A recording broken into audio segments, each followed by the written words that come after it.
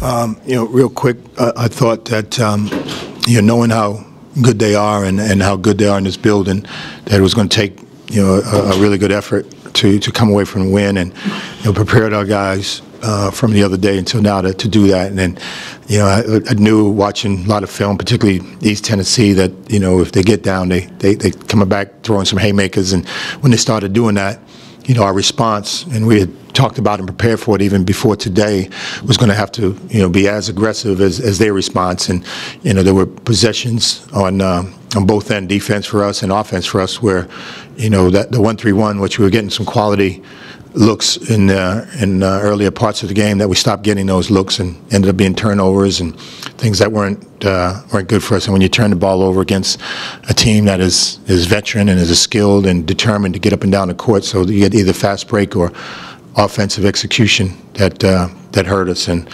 so we had 23 turnovers, which has not been what we've done all year long, but I think it's because, we got consumed by the moment and didn't stay aggressive.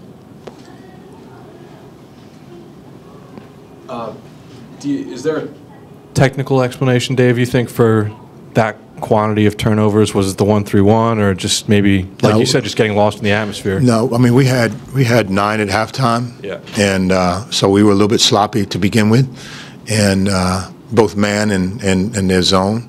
I just think it's a result of, if you're going to turn it over, it's got to be a turnover of aggression, and we were tentative, and they got length, size, and again experience. They know they've seen offenses against 1-3-1 plenty of times to know how to cover certain things, but it's hard to cover 4 or 5 aggressive people in that zone. And I thought we went from executing it better in the first half to not executing it as well in the second.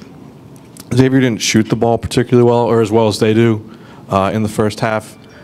Going into the second half, are you thinking it's a matter of time until they kind of revert to form, and how do you kind of game plan for that? You've got to take it possession by possession, and what are they, 4 for 22 is not indicative of who they are, obviously, in their stats, but they opened up the window by not shooting it well, and it might have been just a little bit of their rhythm being off. It could have been us causing it. Who knows? The fact of the matter is that they were off, and earlier on for the first probably 30, 32 minutes, we guarded it well, and we rebounded it well, and then what they didn't get in jump shots, which they usually get, they got in drives and post touches. And so, again, that's a credit to who they are, and a team that's been around the block.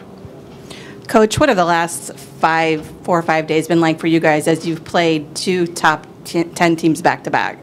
We've done that a lot before, and it's just the schedule that you presented yourself with. We've had the good or bad fortune of playing very high quality teams all season long, and less the Villanova performance from the other day.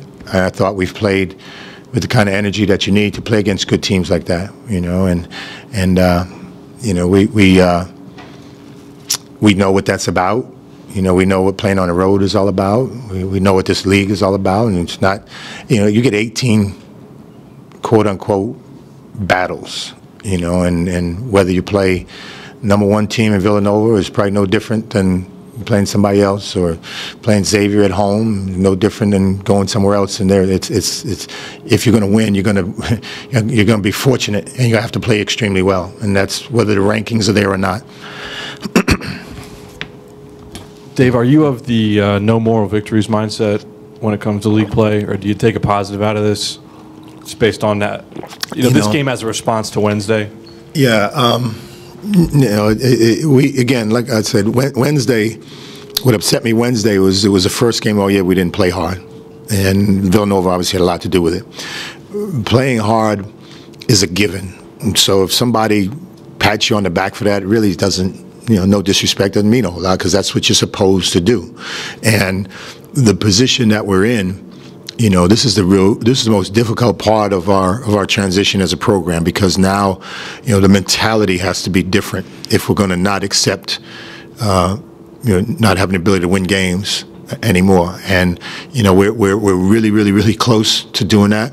But as you saw with, under 4 minutes and the game was hanging in the balance, they made a couple more plays than we made. And therein lies the story between what a moral victory should or should not be. I think if you're going to challenge yourself as a coach or as a player to enter this league, then there's a certain assumption that you have to go to, put your sneakers on tight and play your brains out every night. Max is a guy that Xavier went after. You won his services. He had a huge night tonight. Can you talk about what that probably means to him to come in here? Yeah, he's the kind of guy. Pressure-packed moment. Yeah. I mean, he's the kind of guy that and I said it early in the season when he wasn't playing as well as he is right now.